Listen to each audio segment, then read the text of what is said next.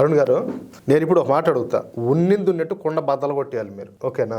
ఇప్పుడు చాలా మంది ఈ వాట్సాప్లోను ఈ సోషల్ మీడియాలో అంతా కూడా నేను చూస్తూ ఉంటాను. ఎందుకంటే నాకు కూడా అలాంటి ప్రశ్నలు ఎదురైనాయి. అరే నువ్వు భారతీయ జనతా పార్టీ గురించి నువ్వేదో పెద్ద మాట్లాడుతున్నావు. బీఫ్ ఎక్స్పోర్ట్స్లో అంటే వాళ్ళు మాట్లాడడం ఏంటంటే గోమాంసాన్ని ఎక్స్పోర్ట్ చేయడంలో భారతీయ జనతా పార్టీ వచ్చిన తర్వాత ఎక్కువైపోయింది అని చెప్పి మాట్లాడతారు. అసలు దీంట్లో వాస్తవం ఎంత? అది నిజమేనా? శ్రీధర్ గారు, మనకు ఒక సామెత ఉంది. ఒకటి నిజం చెప్పులేసుకునే లోపు అబద్ధం ప్రపంచాన్ని చుట్టేస్తుందండి. అవును, వాస్తవే. నేను మిమ్మల్ని కొన్ని అడుగుతాను, దాని వివరణ ఇవ్వండి. అడగండి. ఇప్పుడు మీరు వినే ఉంటారు, మీరు చికెన్ అంటాం. అవును. చికెన్ లో ఏమేమి వస్తాయి? చికెన్ అంటే మామూలు కోడి మాంసం, దాంట్లో వచ్చేసి కోడి పెట్ట ఉండొచ్చు, కోడి పుంజు ఉండొచ్చు, దాంట్లో మళ్ళీ ఇప్పుడు రకరకాల కోళ్ళు అన్నీ వచ్చినాయి, వాటిలో అంతా కూడా చికెన్ అనే అంటారు. అలాగే మటన్ అంటే? మటన్ అంటే గొర్రె ఉంటుంది, పొట్టేలు ఉంటుంది, మేకపోతు ఉంటుంది, మేక ఉంటుంది, ఏమైనా ఉంటాయి.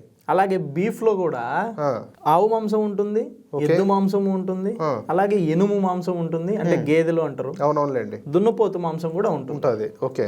మన భారతదేశం ట్రేడ్ పాలసీ ఏంటంటే మన భారతదేశంలో సంపూర్ణంగా గోమాంసం నిషేధము.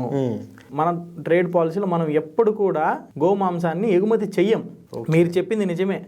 కొంతమంది బీజేపీ ప్రభుత్వం వచ్చాక ఇంత మాంసాన్ని ఎగుమతి చేస్తుంది, ఆ మాంసాన్ని ఎగుమతి చేస్తుంది అంటూ రెచ్చగొడుతూ ఈ మాటలు మాట్లాడే వాళ్ళంతా తినేవాళ్లే. మళ్ళా తిననోళ్ళు మాట్లాడరు. ఈ మాటలు మాట్లాడేదంతా దాన్ని తినేవాళ్లే. అరే నువ్వేంద్రా మాట్లాడుతున్నావు బై, ఈ విధంగా బీజేపీ వచ్చిన తర్వాత ఇట్లంతా బీఫ్ ఎక్స్పోర్ట్స్ అంతా పెరిగిపోయింది, వాళ్ళంతా గోమాంసం అంతా కూడా ఇట్లా చేస్తున్నారు, పెట్టుండే వాళ్ళంతా కూడా మీ వాళ్ళే అని చెప్పి మాట్లాడుతున్నారు. కానీ మన భారతదేశం నుంచి ఎగుమతి అయ్యేది బీఫ్ లో కేవలం buffalo meet. Buffalo meet. Okay. మనము గోమాంసాన్ని అనేది ఎగుమతి లేదు, నిషేధం. ఎవరన్నా చేసినా కూడా వాళ్ళని బ్లాక్ లిస్ట్ లో పెడతారు. ఓకే. వాళ్ళ మీద క్రిమినల్ కేసులు పెడతారు, వాళ్ళకి ఫైన్లు కూడా ఉంటాయి. ఓకే. ఇలా వీళ్ళు, నేను కూడా చూశాను, నన్ను కూడా చాలా మంది అడిగారు, ఇట్లా పార్టీ వాళ్ళు ఇలా చేస్తున్నారు, ఈ హిందువులే పెద్ద పెద్ద రన్ చేస్తున్నారు అని చెప్తూ ఉంటారు. కానీ అది అవాస్తవం. ఎక్కడ మన ఇండియా నుండి ఏ దేశానికి కూడా గోమాంసం అక్రమ రవాణా అవ్వదు, రవాణా చేయదు, లీగల్ గా ఎక్కడ కూడా వెళ్ళదు. రీసెంట్ గా ఈ పార్లమెంట్ లో కొన్ని క్వశ్చన్లు అడిగారు ఈ మాంసం గురించి, ఎంత మన భారతదేశం నుంచి ఎగుమతి అవుతుంది, ఏ మాంసం ఎగుమతి అవుతుందని పార్లమెంట్ లో క్వశ్చన్లు అడిగారు. క్వశ్చన్లు అడిగినప్పుడు ఒక ఎంపీకి మన ministry of commerce and trade ministry ఉంటుంది కదా, వాళ్ళు సమాధానం కూడా చెప్పారు. మన 2023-24 సంవత్సరంలో చూసుకుంటే మనము 12,95,000 మెట్రిక్ టన్నుల మాంసాన్ని, అంటే బఫెల్లో మీట్ ని మనం ఎగుమతి చేశాము.